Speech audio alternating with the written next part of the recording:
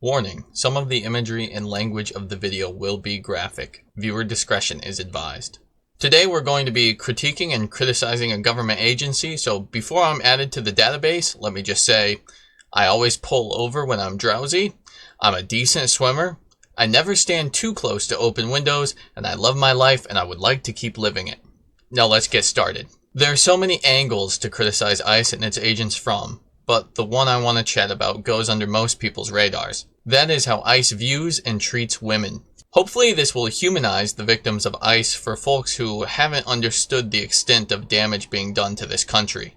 And obviously not every ICE agent agrees with their coworkers, but we're not talking about a few bad apples here. We're talking about a gallon of poison in a dirty 5-gallon bucket of soup. Are you still gonna have a bowl? The first victim I like to talk about is Renee Good.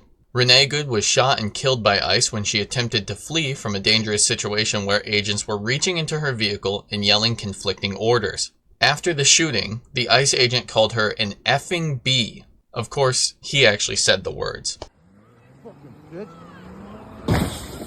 Prior to the shooting, the ICE agent had a verbal argument with Renee's partner. This verbal altercation probably brought up the intensity and the heat that the ICE agent was feeling. Then the agent crossed in front of the car to potentially justify the use of lethal force. And in fact, if you watch the footage back, you can see the ICE agent drawing his weapon before the car even starts to go in gear. This is an issue that we've seen many times with ICE agents where they're crossing in front of vehicles and then shooting the drivers. This is a practice that police officers, real police officers, avoid. Also, 2 out of the 3 shots are fired through Renee Good's driver's side window, which indicates that the ICE agent was not in danger at the point of those 2 shots. And whether or not you agree with me that this was a murder, you can still watch the footage back and see that the ICE agent calling her an effing bee is clearly sexist and indicates malice towards women. The B word is typically reserved to use against women. The next case is the shooting of Miramar Martinez. Video shows that ICE agents already had their weapons drawn when they rammed into the vehicle of Martinez and fired 5 rounds into her vehicle. Later, the agent wrote in a group chat, "I fired 5 rounds and she had 7 holes. Put that in your book, boys." At first, due to my ignorance, I believed that the holes were wounds, 5 entry wounds and 2 exit wounds. Later, I found out that the text was referring to entry wounds and Martinez's genitalia. I really hope that that's as disturbing to you as it is to me. To make matters worse, they drove the ICE vehicle 1,000 miles to Maine, where a Border Patrol mechanic performed repairs before evidence could be collected from the ramming and shooting. Moving on to the shooting of Alex Preddy. Right before the shooting, we can see that an ICE agent pushes down a woman and then Alex Preddy comes to her aid. Now to me, when I see a man push a woman, I immediately lose all respect for that man.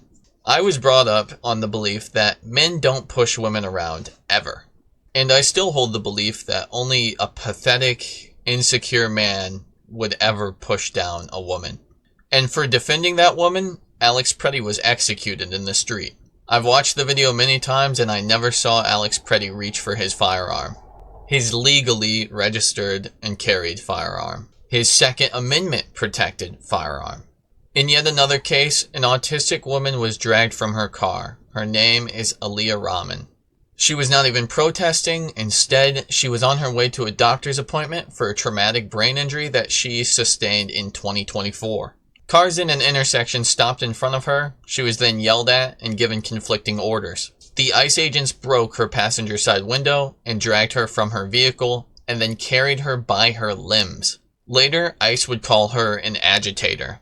They completely disregarded the fact that she said she was disabled and that it didn't matter. Again, this is someone who is vulnerable, who should have been protected by law enforcement officers. I think it's important when analyzing this that we look at the tone at the top. This administration has been extremely misogynistic in their words and in their actions, which is ironic because Trump promised to protect women in his campaign. Trump even said whether they like it or not, he would protect women. I'm going to do it whether the women like it or not. I'm going to protect them. Of course, if you've been paying attention to Trump in the past, you would know that his history of abuse and disregard for women is long and pretty grotesque. There's old footage of Trump saying, grab them by their genitalia. Grab them by the pussy. Trump was found liable for sexual abuse that he committed in 1996. Trump has also been on film saying, fortunately or unfortunately, you can do whatever you want to women when you're rich and powerful. And when you're a star, they let you do it. You can do anything. Grab them by the you can do anything. That's what you said, correct? Well, historically, that's true with stars. He recently said to a reporter, "Shut up, piggy." Quiet, piggy. And he told another reporter that he has never seen her smile and that she ought to smile more when she was asking about the Epstein victims. And honestly, there's so many more examples than we have time for today. You also need to look at the push from Pete Hegseth and the military to try to exclude women from combat roles. Overall, it just looks like a regressive push to keep women out of positions of power. There is a long pattern of ICE violence against women. And whether it's in ICE custody or in the detainment camps that they're putting these women, they're subject to sexual violence, mistreatment, denial of rights. Sometimes this is feminine products, basic hygiene products. Women have reported to the Huffington Post that they've been raped, denied medical care during pregnancy, and subjected to other serious human rights violations. Let's talk quickly about whataboutisms. Some of you may be saying deportations happened under Democrats too, and Obama's ICE kept kids in cages at the border. To you I say, exactly. Exactly.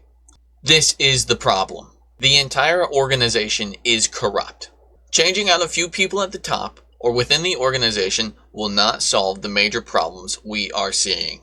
And I'm not going to sit here and pretend to have all the solutions to all our problems, but these are some easy steps we can take to resolve this issue. ICE must be disbanded. Accountability and justice must take place for ICE agents who have murdered, raped, and abused victims. And the mass deportations must stop. This seems like an important time to mention that the Holocaust began with mass deportations and putting people into concentration camps. When it became difficult to continue deportation, the people in the camps were already dehumanized and the Nazis began killing them en masse. When I hear the phrase never again, I believe it to mean never again for anyone, including immigrants, legal or illegal. Some of you may bring up that Bill Clinton was an abuser, so why don't you talk about him? Let's. Bill Clinton should be in jail for his close associations with Epstein as well as his other abuses. In fact, I think we should all come together and jail all the perpetrators involved with the Epstein abuses. That doesn't seem so hard. I recognize that this video may not accomplish the goals I set out, but I hope it makes people realize that women especially are being made vulnerable by these mass marauders terrorizing our cities. If we want to make people safer, we need to make a speedy process to become documented. Instead, we have given a gun and a badge to masked men who seem angry at the world for one reason or another. In sailing terms, we would call that a loose cannon. So please, share this with someone who doesn't realize how many people are being hurt in this process, Americans and immigrants alike. Thank you for watching.